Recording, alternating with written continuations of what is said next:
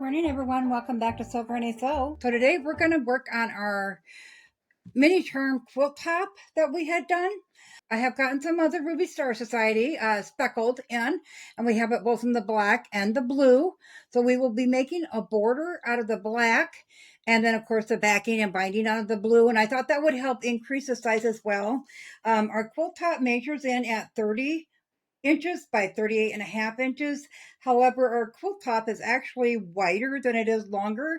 So we're going to put a nice size border. I did a 4-inch border for the top and bottom to add to the length.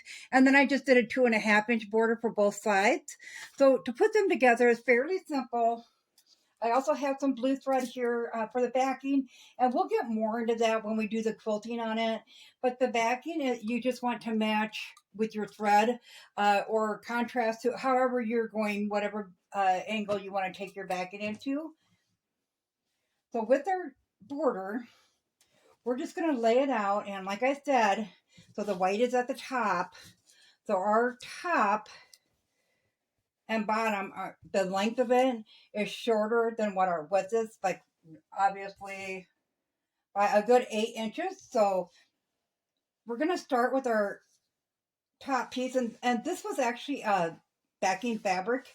So it was 108 inches wide. So we do got quite a long piece here. So all we're going to do is we're going to line up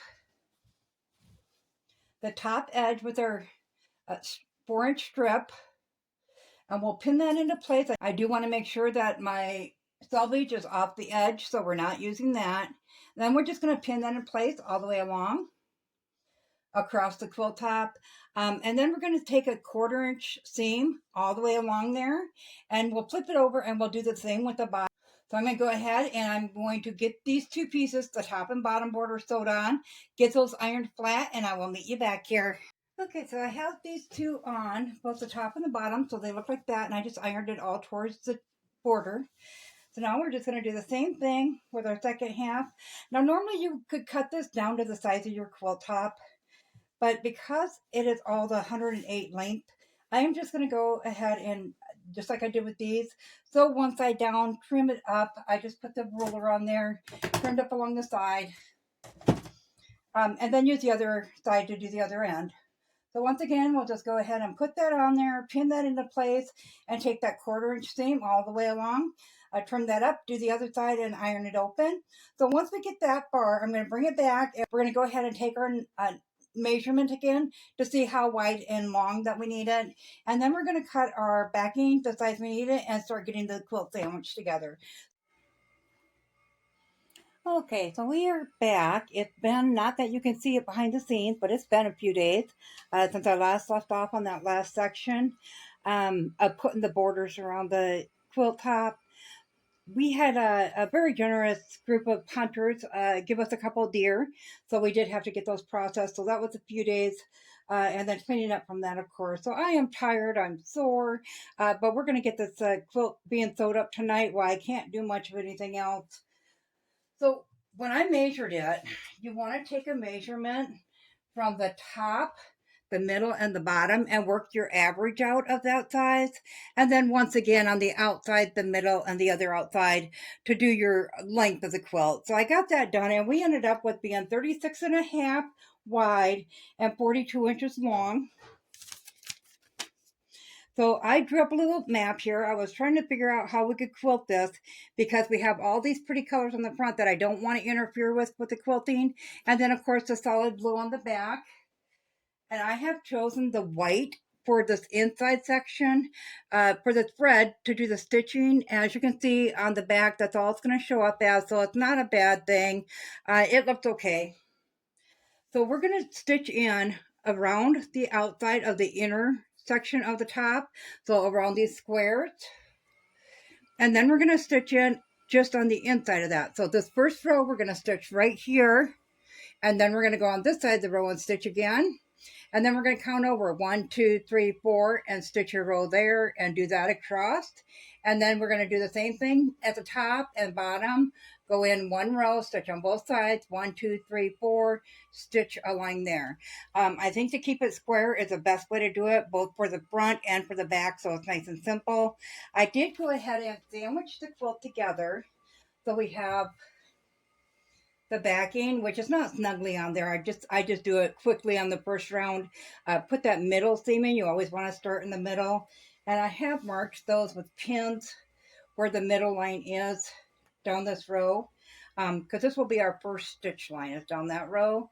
And then from there, we'll go to the middle one. So it'd be on this 1, 2, 3, 4, 1, 2, 3, 4. We're going to have to go on one side or the other of that 4 patch to make sure that we get it towards the middle, and then we can remove the pins and kind of fan it out a little bit as we're doing that to make sure that back is nice and taut.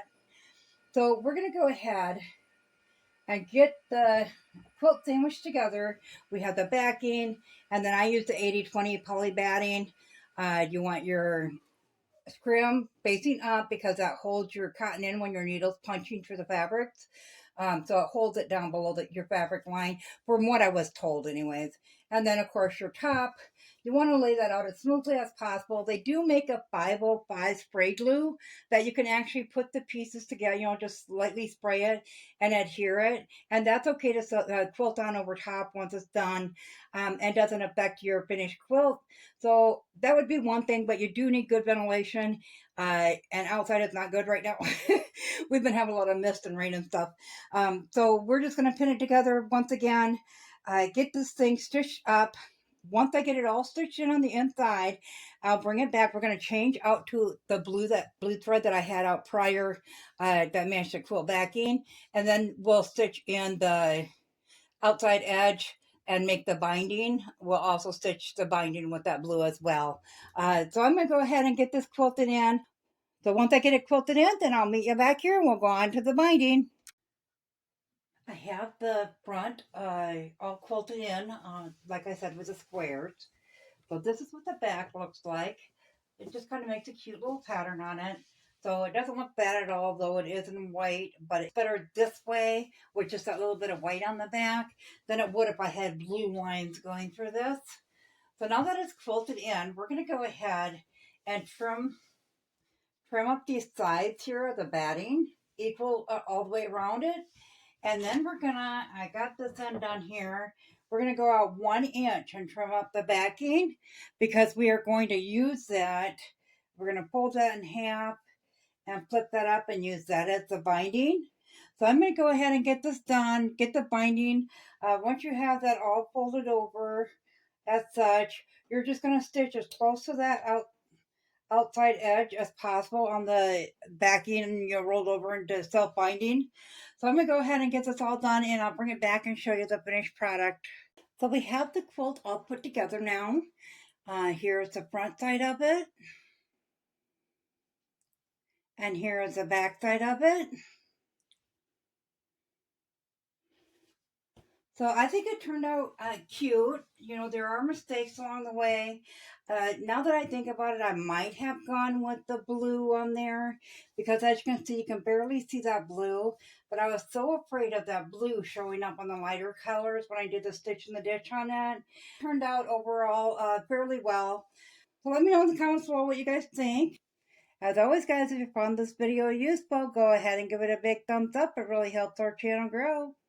If you haven't subscribed yet, go ahead and hit that subscribe button because we'd love to have you here at Sew Granny Sew. Thanks all. Have a great day. Bye.